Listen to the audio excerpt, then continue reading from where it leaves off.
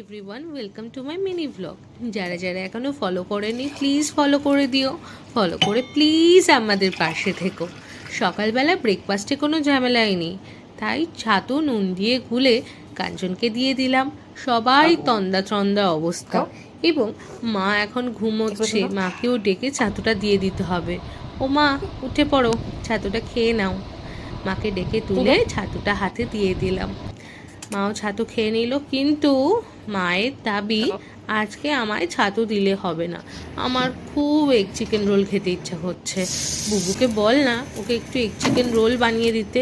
তাই কাঞ্চন চিকেন কেটে ময়দা মেখে এগ চিকেন রোল ভালো করে মায়ের জন্য বানিয়ে নিল, আবার কাগজেও র্যাপ করে দিয়েছে।